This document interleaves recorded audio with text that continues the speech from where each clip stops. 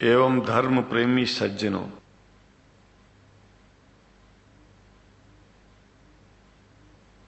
भगवान की जब कृपा होती है तो कभी धर्म की सच्चाई को जानने का अवसर मिलता है। मुसलमानों के बीच में लगातार कई वर्षों से हम जा रहे हैं और भारतवर्ष में एक नई प्रथा का प्रारंभ किया मैंने कि जब जगत गुरु शंकराचार्य भी मुसलमानों के बीच में जाकर के उनके प्रेम को समझ सके और इस्लाम की सच्चाई को जान करके इस्लाम को सारी दुनिया में एक इंसानियत का सबसे बड़ा पाठ सिखाने वाला धर्म मानने के लिए लोगों को समझावे।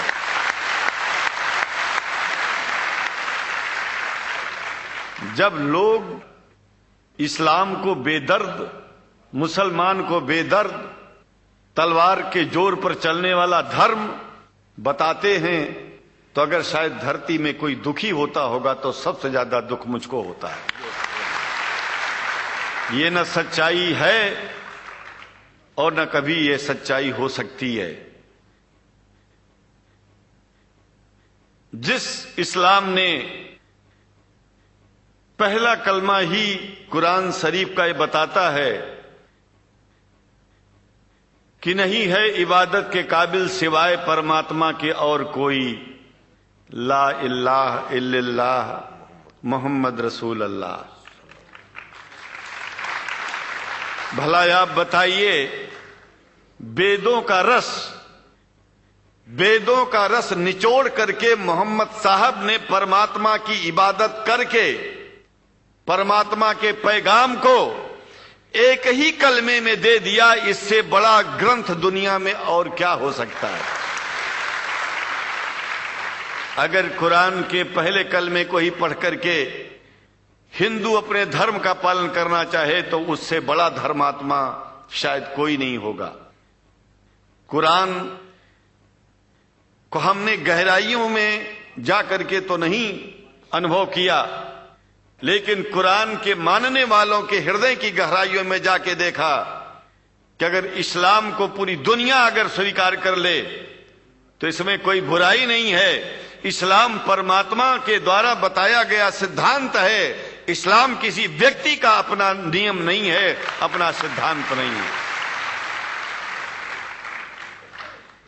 कुछ लोग भेदभाव पैदा करने के लिए इस धरती पर मुसलमानों को बेदर्द कह देते हैं, इस्लाम को बुरा कह देते हैं। मैं कहता हूं उनसे बुरा इस दुनिया में कोई नहीं है। वो शैतान के बच्चे हैं, खुदा के बच्चे नहीं हैं। क्योंकि जहां तक मेरी अपनी पहुंच है, हमने वेदों को पढ़ा, पुराण को पढ़ा, शास्त्रों को, हिंदू धर्म ग्रंथों को पढ़ा। उसके बाद में मुसलमानों के बीच में जाना शुरू किया। हमने मुसलमानों से हाथ मिलाया तो हमारा विरोध किया गया।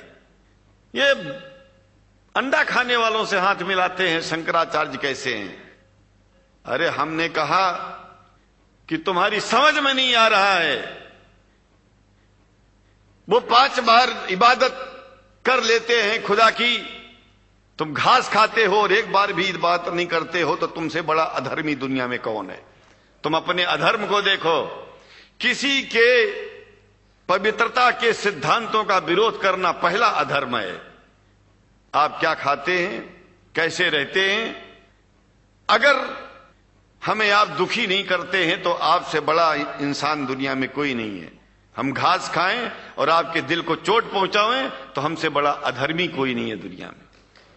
कहने का तात्पर्य सिर्फ एक है कि मैंने ये अनुभव किया है कि ये मैं एक बात जो मैंने देखा है, आप लोगों से जो प्रेम मुझे मिलता है, लोग पूछते हैं कि आप मुसलमानों में क्यों जाते हो, आप तो शंकराचार्य हो। हमने कहा कि भाई मुसलमानों से पूछो कि हमसे इतना प्रेम क्यों करते हैं। वो हमसे जो प्रेम करेगा हम तो जाएंगे। कहा फिर क्या हम प्रेम नहीं करते क्या? हमने कहा कि हम तो तुम्हारे बीच में पैदा हुए और तुम मुसलमानों से प्रेम नहीं करते, इसलिए हम तुमसे प्रेम नहीं करते। मैं आप लोगों के बीच में आकर के एक बात बताता हूं। कुछ समय से हिंदू धर्म के नाम पर कुछ संस्थाएं हिंदू मुसलमानों में भेद पैदा करने के लिए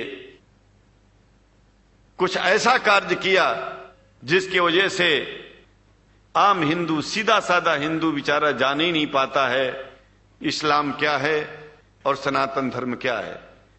सनातन धर्म और इस्लाम में कोई भेद नहीं है और हिंदू धर्म तो कोई धर्म ही नहीं है। सनातन धर्म धर्म है और शायद जो संस्कृत का सनातन शब्द है, अगर किसी भाषा में उसको इस्लाम कहा जाए तो कोई बुरी बात नहीं है। इस्लाम और सनातन में कोई भेद नहीं है, क्योंकि परमात्मा एक है, परमात्मा सबका है। ये संदेश ऋषियों मुनियों ने दिया और यही संदेश परमात्मा का भेजा हुआ संदेश स्वयं हमारे मोहम्मद साहब ने इस पैगाम को हमको दिया। तो हम भेदभाव क्यों करें?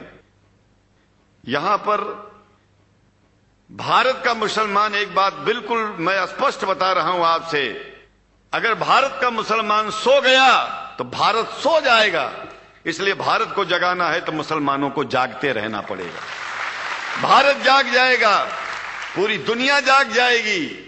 यह भी मैं जानता हूं कि भारत के सच्चे हिंदुओं को, जो सच्चे सनातन धर्मी हैं, उनको मुसलमानों से प्रेम चाहिए, उनको मुसलमानों से भेद नहीं चाहिए। अंग्रेजी की भी मिल गई है और हम तो चाहते हैं हाँ, कुरान शरीफ सारी दुनिया में अगर इस ग्रंथ को पहुंचाया जाए, और पहुंचाना चाहिए। मैं तो मुसलमानों से एक जरूर बात कहूंगा कि आप लोग एक चीज का ध्यान दें। आपके पड़ोस में जिस भी भाषा को जानने वाला व्यक्ति रहता हो, जिस भी भाषा को, कोशिश कीजिए कि आप इस कुरान जैसे पवित्र ग्रंथ को उसको उसकी भाषा में पहुंचाइए। और मेरी समझ में सारी दुनिया में एक कुरान पहुंचेगा तो सारी दुनिया में शांति होगी, सारी दुनिया में अमन होगा और सारी दुनिया में ऐसे ही इतने प्रेमियों के बीच में शंकराचार्य को पहुंचने में और बोलने में कोई दिक्कत नहीं होगी, संकोच नहीं होगा। आप लोग भी निडर हो जाइए, आप लोग भी संकोच छोड़िए। हम जानते हैं कभी कभी संकोच में, कभी कभी इस देश के कुछ जो फिरका परस्त लोग हैं, उनकी उल्टी सीधी योजनाओं में हम लोग एक दूसरे से मिल नहीं पाते।